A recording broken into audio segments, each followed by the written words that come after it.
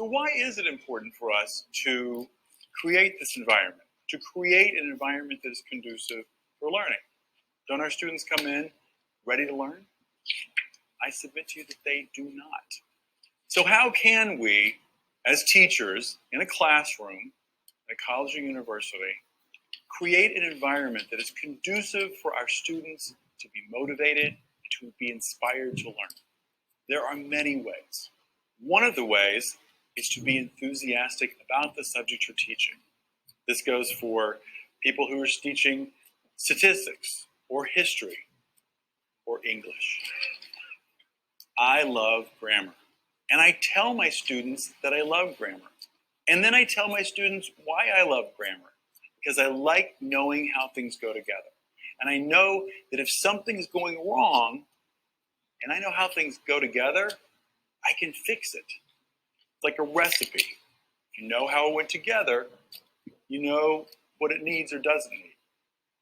So, but bringing enthusiasm to the grammar lesson lets the student, at least for a moment, think, well, maybe this is interesting. And they might be really interested. Conversely, if I come in and say, well, we have to do grammar and we have to get through this, and they think, well, I've always hated grammar. Grammar's difficult for me. I don't do grammar. They're walking in with that. They're walking with that expectation. Enthusiasm breeds enthusiasm. Be enthusiastic about your subject, no matter what it is. What does it have to do with my life? I thought that when I was a student, and I've had students ask, what does this have to do with real life? What are we learning this for? What are we learning dates and figures and statistics? I don't need to know this. How will it serve me in the future?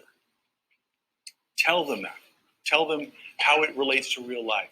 Tell them how it will relate to their future. I always tell my students, you're learning English. English is really important. It's the current world language, and it will be for some time. So I encourage them to learn English for that reason. Now, most of them know that, but I tell them that anyway. But if you're teaching statistics, tell students why they're learning that. What does statistics have to do with anything, and how will it help them in the future? Another point is real life. How does what you're teaching apply to a student's life and apply to their future? And this is particularly important for subjects like statistics or economics or history or even English or another language. What does this have to do with their future? What does this have to do with real life? I had an economics teacher in graduate school named Ted. Ted taught economics. And economics was not a subject I was particularly interested in learning. But Ted showed us through economics how economics was important for different aspects of life that we could relate to. For instance, the Metro card in New York City is a card you buy every 30 days. It lasts for 30 days. You can use it as much as you want. You can use it 30 times. You can use it 400 times. At the time, it didn't have a picture. I doubt it does now either. At the time, it did not have a picture, so you could even give it to someone else and they could use it. Now, how is that possible? How can they afford to do that? It's like giving free subway rides to people.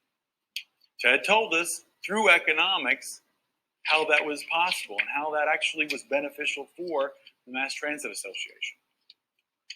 Is it possible for us to motivate our students? Absolutely not. If I could motivate my students, they would be completely different than the majority of them are. But what I can do is do my very best through group work, through bringing my own enthusiasm to class, through giving them choices. I can do all these things that will create an environment where they're more likely to be interested. If we could do that, we'll have more interested students who will have a more promising future, who create more opportunities, And my satisfaction as a teacher increases as well.